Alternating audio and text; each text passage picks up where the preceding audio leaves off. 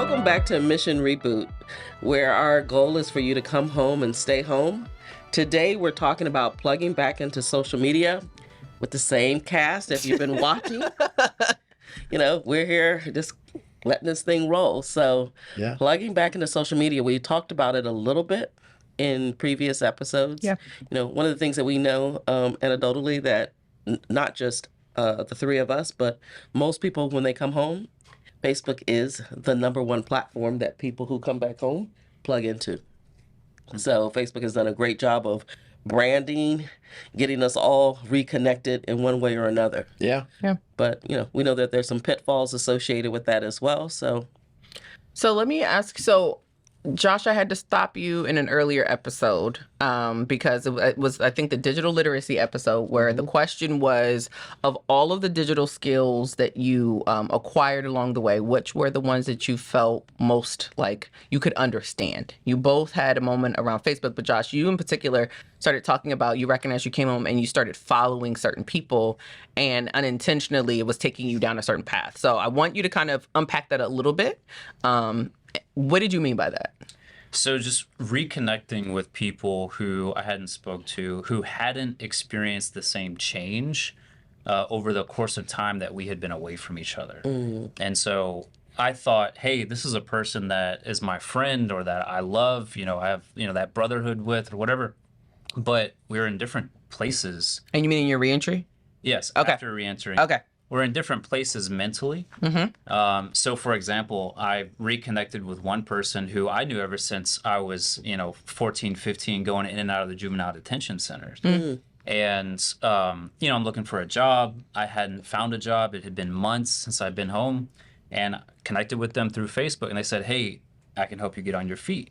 And at first I'm like, oh, great. Because he literally said, hey, do you want some work to get on your feet? Yeah. And I'm like, yes, I want some work. And then it's like, wait, what kind of work? Yeah. You know what I'm saying? When you say The work, definition of work. Yeah, like depending on where you come from, there's two definitions to that word. And so, I just had inadvertently opened myself to that conversation. That conversation would not have happened, and therefore my temptation that could have led me back to incarceration would not have happened if I weren't on that platform. Did you post something? Like how did that happen? So they have what's called an algorithm, which is just a piece of technology that learns a little bit about you and says, oh, you like things about food or things about art, and so it shows you more. And it does the same thing with people that you might know. It tracks who you may know because if, I connect with you and you guys are related, maybe I know you too. Yeah. So I just connected with somebody that I knew, and that was it. And it facilitates messaging. You can send people messages, and that's kind of how that happened. Yeah. So let me ask you a question. How did you, because it sounds like you had several little moments that if you weren't careful, like literally could have. You can slip. Like, but what was for you the moment in which you caught it, and when you caught it, what did you do? Because I think that might be maybe helpful for someone to start to think about. Yeah, it's a really interesting question. So it wasn't like, hey, this person I connected with. It was, I realized there was a feeling in my life that things weren't as bright as they were before I found that application. And, life just felt like, it's like, I don't know how to describe it, but I think it kind of makes sense. And then so I realized I've let people, more than just one, into my life. I need to get these people out of my life. And so I actually deleted connections with people who were my friends. Did you delete the app or the people? I didn't delete the app. Okay. But just these people. Got it. And some of them at that point, we had already talked and exchanged phone numbers. And so I deleted some of their phone numbers. And I really just distanced myself. And here's a huge thing about relationships after coming home. What you learn is that if you don't keep engaging with people, they eventually just go on. Like, people aren't really thinking about you. They're not going to be like, hey, Teresa, like, how come you haven't texted me in 3 weeks? I mean, maybe, but most people just go on with their life. Yeah. So you talk about Facebook And in the previous episode around digital literacy, you also talked about sometimes Facebook can make you feel bad about yourself, or not just Facebook, but social media and everyone projecting the best moments, right, of their life can make you feel bad about yourself. And so I feel like this is the episode for that. So just want to open up space for that as well. No, absolutely. I came home after doing a 15-year sentence, and had very little connection to people, right? So when I reconnected with people, I immediately started double clicking, as you say, and looking at what they're up to, what their latest and greatest project is, what they're doing. And you see purchases, you see vacations, you see self-care, images of family, images of enjoyment. And all of a sudden, you begin feeling like you're missing out. And it's the same eerie feeling that you have when you're incarcerated, when you're in that cell, when you're thinking about just coming back from a visit or just hanging up the phone, and you're like, man, they're out there having a good time. They're living their best life. Well, it's a false reality because it's depressing. It makes you, quite literally, if you're not prepared, if no one sat you down and said, listen, this social media thing is a thing, but here's what you need to do to keep it in context. I didn't have that. I didn't have anyone guiding me through that process. So it was incredibly conflicting. In the beginning, it was so fun, but then to that point where it just started to feel dark. Yeah. That darkness started to come when I started looking at myself and saying, wait a minute, I'm not doing enough. Meanwhile, I wish you were like 3 jobs. Yeah, my second year home, I'm crushing the game. Far surpassed most of my peer group, period, even to this day. But Facebook and social media and the imaging, we associate a story with every image that we internalize. At least I do, right? And it comes from time in prison, time in solitary, time in all these different places where you have to imagine a world in order just to take yourself away from the misery of your current existence. And if you do that in social media, whoa, it can get dangerous quickly because you long for connection.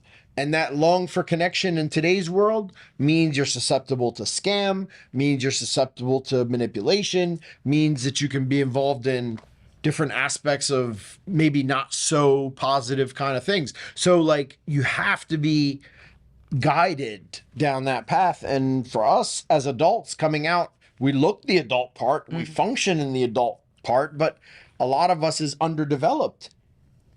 We're not prepared for it. So it can really have a toll on your emotional state if you let it. And for me, I had this love-hate relationship where every few months I would just delete the app. You're like, I'm good.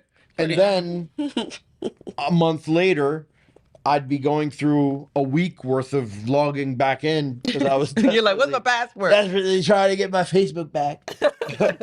So it was terrible. It was terrible. So, Mom, let me ask you a question. Let's change this conversation just a little bit because, one, thank you both, because I think that, sometimes we don't have enough conversation around the personal impact and the personal kind of risks around social media. Let's have a quick business conversation. Like, I think for me, as someone who's indirectly impacted, I've noticed that people come home, they get on social media platforms, and sometimes I'm always like, I don't think you should be posting this, right? And in my mind, I'm actually thinking of the thing that, no one ever says you're supposed to say out loud, which is employers do Google search people. Yeah. They do internet search people. Sure. And if you do not have a private account, your social media is viewed. And I know there's a ton of It conversation might around. be the last checkpoint to an opportunity. Yeah. Like, Even if you do have private, I met somebody recently who works ironically with the FBI. They didn't know my background at all. I was at a wedding and we were just having conversations. They didn't then. They They did. Oh my gosh. So I'm sitting next to this guy. I'm like, oh, what do you do for work? He tells me, oh, I work with the FBI. We work in a building that has no markings on it. And what we do is we basically stalk people on social media to build cases against them. And he's like, yeah, private accounts, doesn't matter. We get through all of that. We have access to all this information. Wow. And then he asked me, he's like, so what do you do? I'm like, well, I run a company helping people with criminal records. Good jobs. And he's like, oh, why do you do that? Well, I was locked up, you know. And then all of a sudden I saw him like, he's like, oh my gosh, I just told this guy. And he's like, he told me where he worked and all this. He's like, might have been overshare, but I think so, and I think this is important, right? Overshared. Because we're watching people, and for me, it feels like what you said, which is it is, and oftentimes a harmless desire, right, to plug back in, to reconnect, to get something that you feel like you have been left out of, and it is a slippery slope. And I think and that it's validating. It's instant gratification. yeah, it makes you feel good, right? Like you have friends. People are thumbsing you up. Yeah, liking Hearting stuff. You know, it's all of these emotions on one side Yeah. that kind of suck you in, Yeah. you know, to a process, you know, only to kind of let you down a little bit later. Yeah. You know, It's like a toxic relationship. No, it is. No, it is. a little And, toxic. You know, for me, I think I now realize just maybe how strategic I really was around some of this stuff. Because for me, social media was a tool. And I was like, but I have no reason to really use it right now. Like, I'm not eating anything fantastic. I'm not doing anything. Mom would always say that when people would amazing. post their plates, she'd be like, but like, I don't care that you ate a sandwich. Like, she's like, I just don't understand why. She's like, why are you saying, woke up today, world? She's like, I mean, the assumption is we all woke up. Like, if I'm looking at your post, I'm awake as And well. I was watching people saying, good night, Facebook. I'm like, what is wrong with everybody? Like, to me, I felt like people had gone mad a little bit while I was gone and had become a little bit self-absorbed. And I felt like, but why? And because I wasn't a part of, you know, that curve of doing it, just, you know, plugging back in here, it made no sense. You didn't take the ride. And So interesting. I decided I didn't want to, you know, I didn't want to do it that way. Yeah. But I was also watching how social media was being leveraged by not the layperson, but by businesses and so forth. And I found that more intriguing. So let's talk about how should someone use social media, right? As a thing that helps you, not as a thing that traps you, right? And so, Mom, I'll start with you. How did you, because, you know, you said that you were strategic. So how did you use social media? Well, today, if I had to coach someone, I would say for as much as you need a general reentry plan, you need a social media plan. Absolutely. Right. Okay. So there's nothing wrong with coming home and wanting to reconnect back to community and hang out and see some folks. But I think you got to put a strategy around it. And again, if your goal is to come home and stay home, you got to be aware, because what I'm listening to is how really you guys were mindful. You were aware of your feelings, your emotions, what it was making you feel and think. And so if social media, any platform, is not making you feel good and it's not helping you to accomplish your goals and your objectives, then hit pause. Yeah. You don't have to delete it. Yeah. You know, side's a little extreme. And if you need know. to, delete it. Yeah. But you can hit pause. There are ways that you can just, you know, check out of the process a little bit. But as we've been planning for this, I've been thinking, you know, we have to have strategies around this, especially now because there is so much information and misinformation, and you don't know what's real and what's not real, you know. Saad said, you know, he followed a virus, right? And you can follow people down, you know, certain rabbit holes and so forth. And basically staying mentally and emotionally healthy during your reentry is super important. Absolutely. You know, so I think that people, one, just have to have a plan and a strategy of why are you using it? And then my thought is always come home and start with a platform. And if, you know, Facebook's going to be where you're going to hang out or have fun, or Instagram, you know, that's fine. But then as a tool, then there's LinkedIn, right? And there are other platforms that help you meet professional people because, you know, it's a little less, you know. Yeah. It shouldn't be, though. Some of the LinkedIn posts I'm seeing are like, I think you're on the wrong page. Yeah. Right? Like, it's getting way too personal over there. But I'll pause there. So, Josh, how would you suggest someone, if you could come in and be someone's coach, right? Someone's re-entry coach, and specifically around social media, how would you coach somebody on how to use social media? And I honestly, think it's important that you give yourself some credit, because you had good self-awareness of even triggers, right? That weren't overly obvious triggers. Yeah. Right. So I think it would be good for you to maybe even coach someone on, like, how should they be mindful of when you might be being triggered to do something? So I think what I would probably tell somebody is how social media works and why it's designed the way it is. So the way that the companies who own these platforms make money is through advertisements. How do they get paid for advertisements? Well, if Saad looks at 5 advertisements, they get paid a certain amount. But if he looks at 6, they get paid more. So now the company is incentivized to keep you on the platform longer, Yeah. so that you look at more advertisements. So there will be, Saad posts a picture out on a boat. Josh posts a picture of his plate of food. The next picture is an ad.